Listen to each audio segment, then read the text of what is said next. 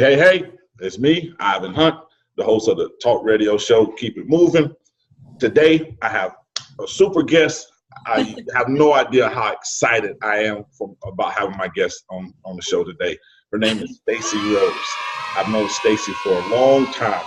I could probably tell you one of my most horrible stories of life, but we won't go there today. Stacy, say hello to everybody in the Keep It Moving world.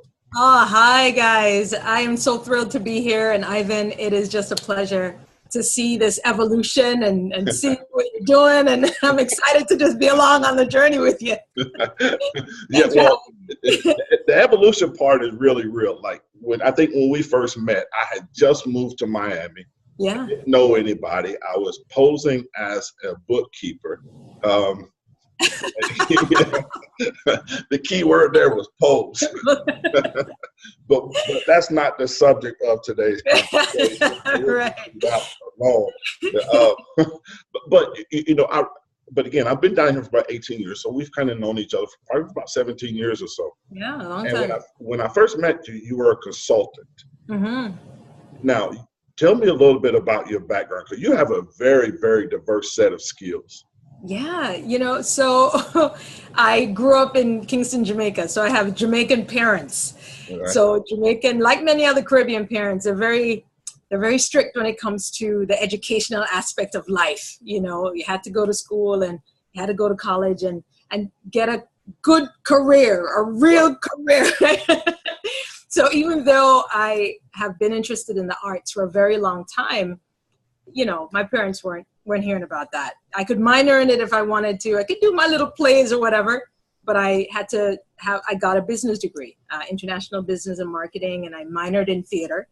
Okay. And then I got a master's degree in international business. So the business world was where I was, you know, for a while because, you know, now that I look back, I was a little afraid to launch out to do what I knew I wanted to do. You know, it was really, to be an actor at that time would really mean I'd have to fall backwards into darts, you know, no safety net, just prancing among the daisies.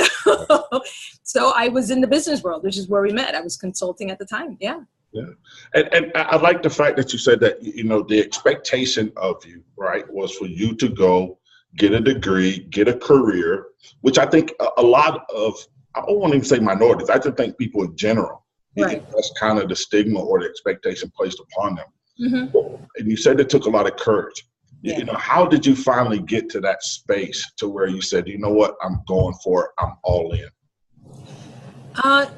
You know, I wasn't happy.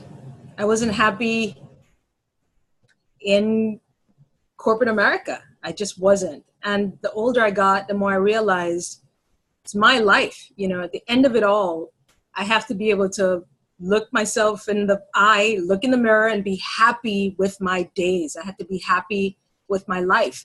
And I also had the opportunity to meet some amazingly talented women who were actors, super talented, but they were probably in their 40s, 50s, 60s, and they had so much regret.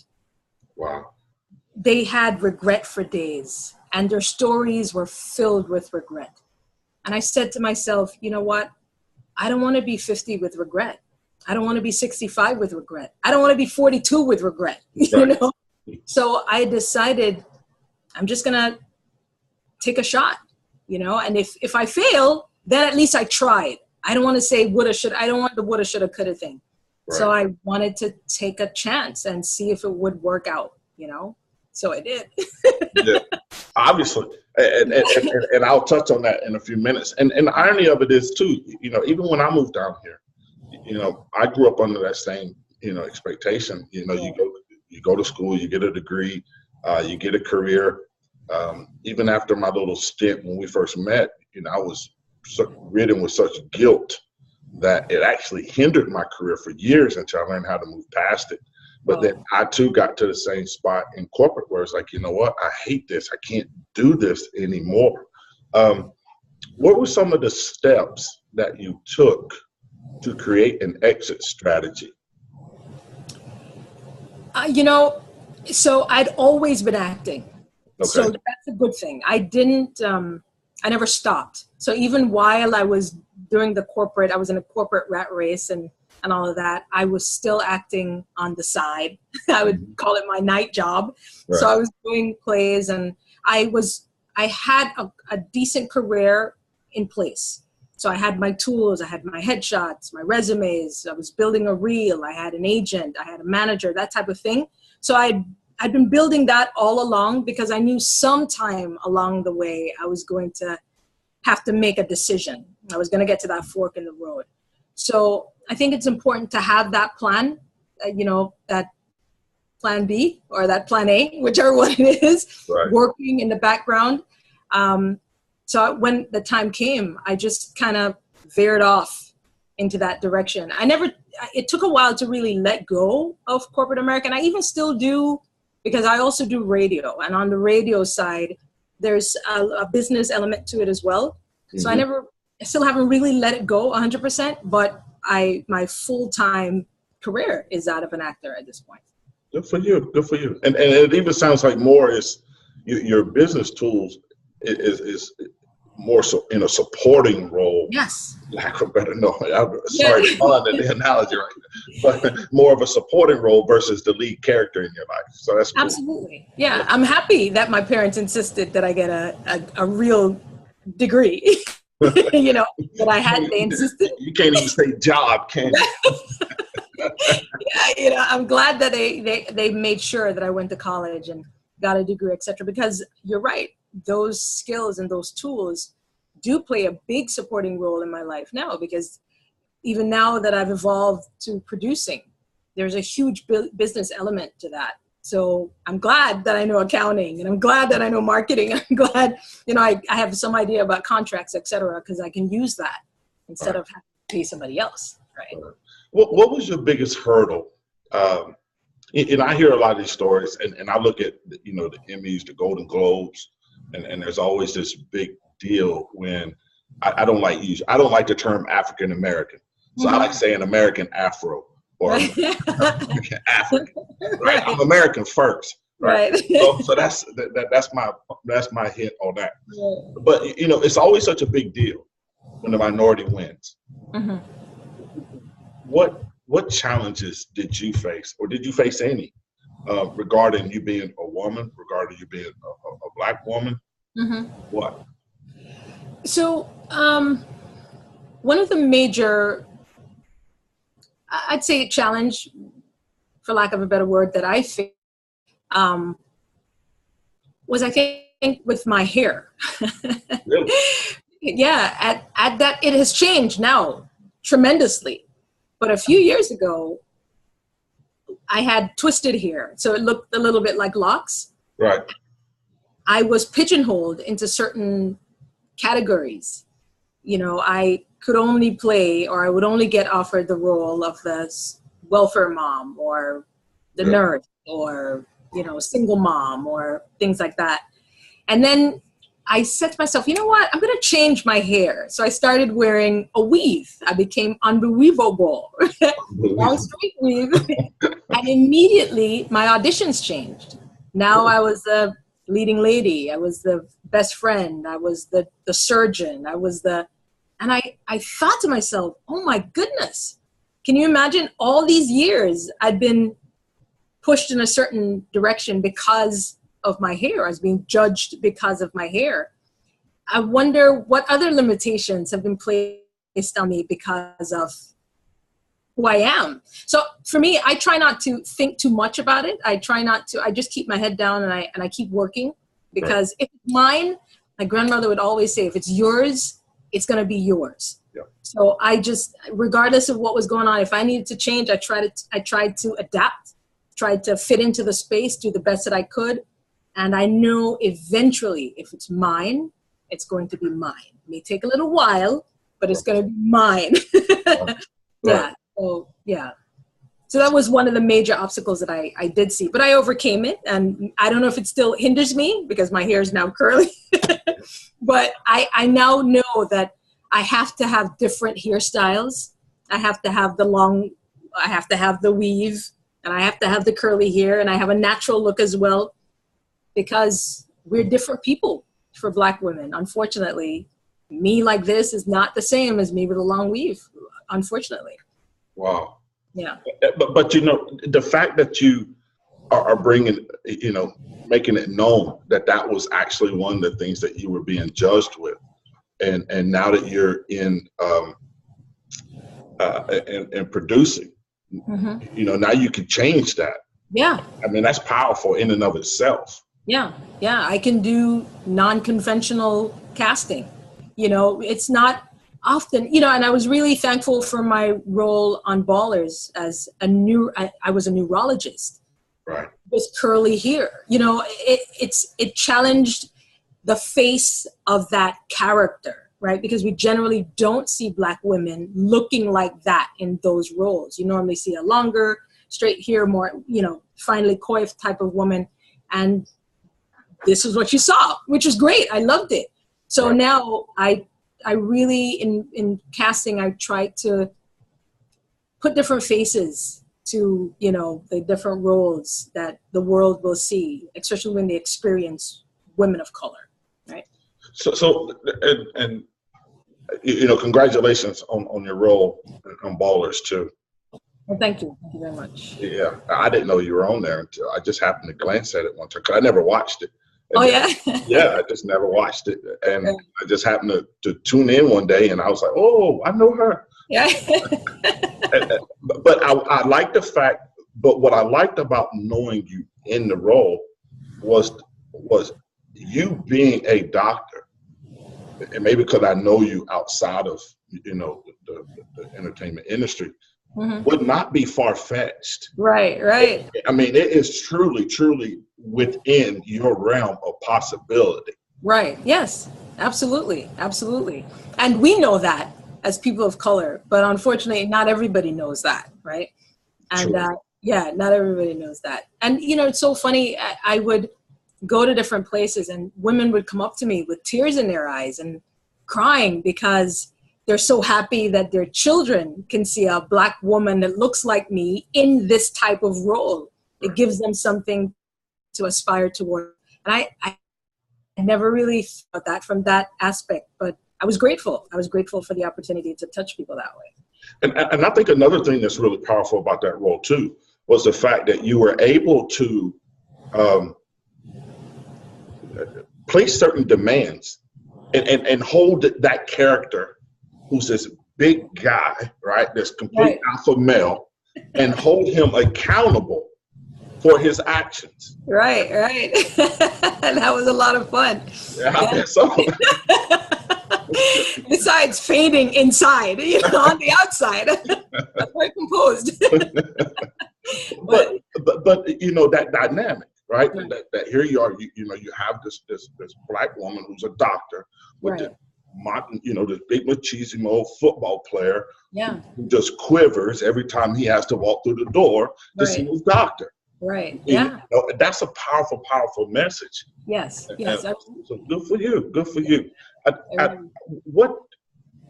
What image is it, or what message do you want to portray or tell young women who are looking to get into acting? So, you know, that I find as I get older that my purpose is defined a little bit more, right? So I am a woman of faith. I love the Lord. I'm a born again Christian. And I believe that God has a plan for everyone, right? And I know for me, I'm still trying to figure out the exact plan, but I know that there's something there that he's working out where the arts are concerned. And I feel that it is important for me to empower women, to let them know that they have value and they have worth that is not defined by the world, but is defined by this amazing supernatural being that created us, right? So and our value doesn't change. The value is intrinsic. It's a dollar's a dollar, right? Whether it's a wet dollar or a muddy dollar, or we're dollars. So we have tremendous value that does not change and will never change. So that's a part of my thinking all the time. So I try to be as selective as I can with the roles that I take, because everybody, I don't knock any role or any story. There are millions of stories to be told and millions of people to tell those stories. Right. I think for me, I think God has a certain plan for me in terms of the types of stories that I should tell that are in line with my purpose in life, right? So whenever I choose a role, I keep that in the back of my mind as a guiding force, Well, how does this story or how does this character affect you, Stacy, and how will it affect your audience? How do you feel when you walk away from this story? Are they walking away with anything? Are they challenged? Are they encouraged? Is there, what I mean? I really try to, I hope I'm not overthinking it, but as I get older, it refines itself. But these are some of the things that I think about when I approach a role or approach a project now that I'm producing. And I think it's important. At the end of the day, I need to be proud of the work that I produce, and I want to make sure I make a difference. It's, two things. You said we all have a divine calling or a divine purpose for being here. One of my favorite quotes or researches by Dr. Ali Benazar. Benazar. You know what I'm talking about? Yeah. Uh-huh. Yeah, and he posed the question, what are the odds of you being born? I'm telling you. And the odds are 1 in 400 trillion. I'm telling you. Yeah, and that's just with basic variables. That is nothing complex. There's no additional variables other than the facts that are known of you being here based off of your current lineage. Forget circumstance, So I agree with you. There has to be a reason for every person being here. The odds are just too mind-boggling for it to be a coincidence. I'm telling you, mind-blowing. And you mentioned another thing about your purpose. A lot of people that I encounter, struggle with trying to identify what their purpose is. Yeah. What advice would you give? I've got a 6-year-old daughter, right? Mm-hmm. So what would you tell my daughter, as she gets older, on how to clearly define or discover her purpose in life? And I've just come to find out that in life, it starts with God. It really does. I don't think, and a lot of people would disagree and debate it, but I know I found it to be true for my life and for many others that you need God as that baseline in order to make sense of the world, because he provides so much definition for everything. Definition for myself, for yourself, for every person, and definition of the situations that happen to you in life. So even with my children, I have a 7-year-old and a 9-year-old. I don't think I knew that. I don't think I knew that. Congratulations. Yeah, thank you. The most important thing for me, for them, is that they find God as early as possible, because then God, that knowledge of God and that reverence and that respect for God will help them to understand and make sense of life, the events of life, and this world. I almost don't have any other way to say it. It starts there. So I know for my life, that's where it started. And it's not easy to find it, but if you relax in him, one of the things I tell myself all the time now, that we serve a big God. There's no accident with God. Can you imagine the God who created the universe? You think, oh, well, God, I don't know. I'm going through this thing. He knows. He knew you would go through it, and he knows how you're going to get out of it. Right. So it's about just relaxing in him, just trusting him. And every situation, every circumstance, every person you meet, every interaction, every experience is designed to shape you, to mold you, to form you, to strengthen you, to build you up. Every challenge is designed to build you up. So the bottom line, just reducing all of it, find God and live freely. right? Right. Right. Not hinduistically, but freely.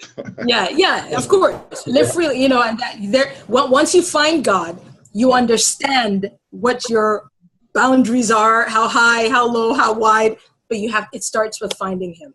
So and there's freedom within boundaries once you understand that. Yes, but that understanding, you have to understand that first.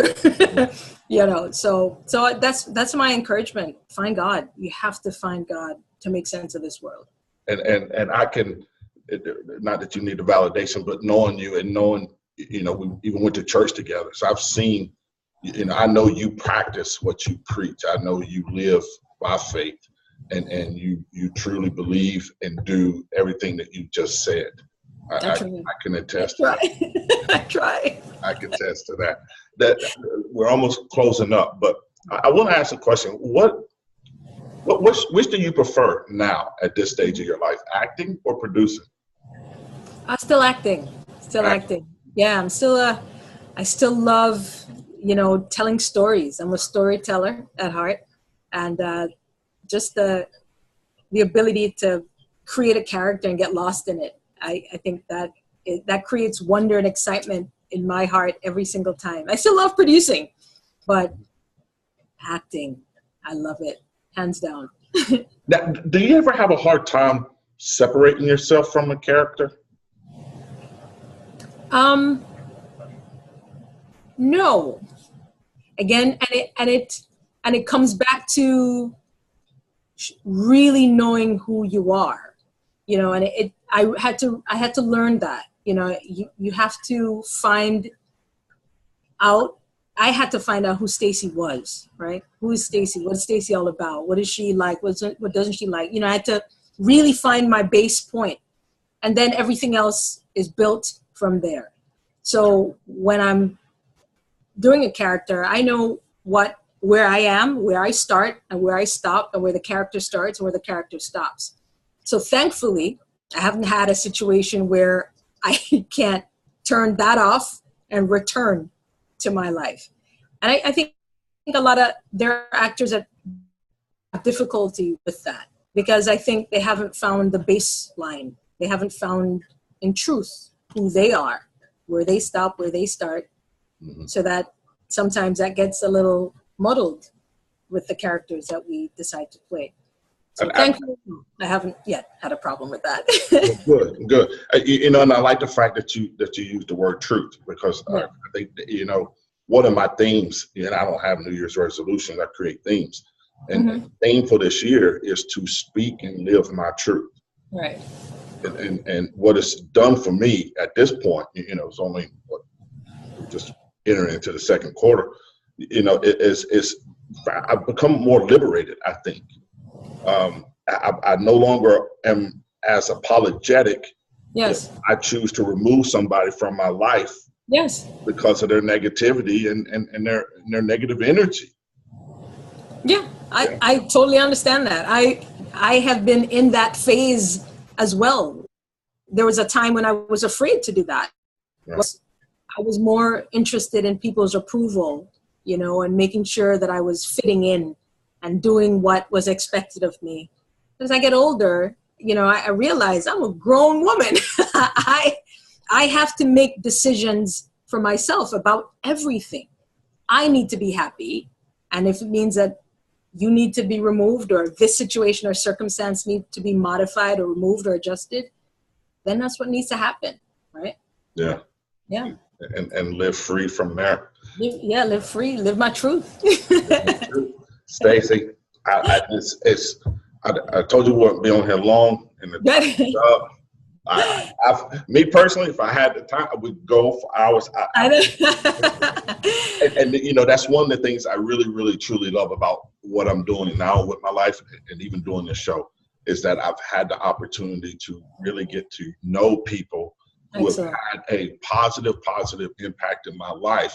Maybe they didn't know it. You know, maybe at the time it was just an interaction, but as the years have gone by, you know, I still think back to, you know, the headache that I've caused you at times, you know, years and years. That's okay. And you know, but to see where you were and where you are, you know, I feel privileged and feel honored to know you, and Wow. even more so to be allowed to interview you and have you on this show.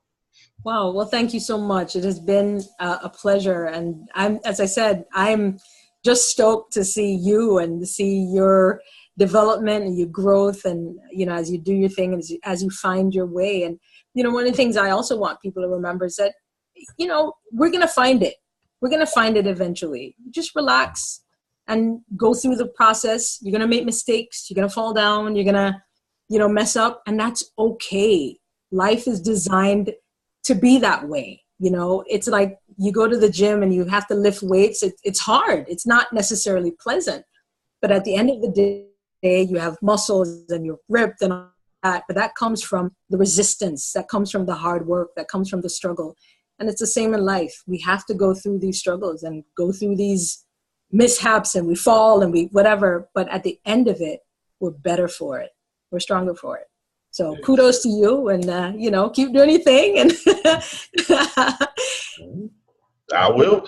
And again, hey, that wraps up today's show of Keep It Moving with Ivan Hunt. My guest today is Stacy Rose. You can check her out. Are you still on Ballers, yes or no? Well, I don't know yet, so we'll see. Okay. Hopefully they invite me back. You know, we'll see. But if you don't catch her on Ballers, you know, upcoming season or whatever, she's going to be all over the place. She's doing big things, and I'm super, super excited about, you know, having Stacy on here today. Again, this is Ivan Hunt, host of Keep It Moving. Peace. Thank you.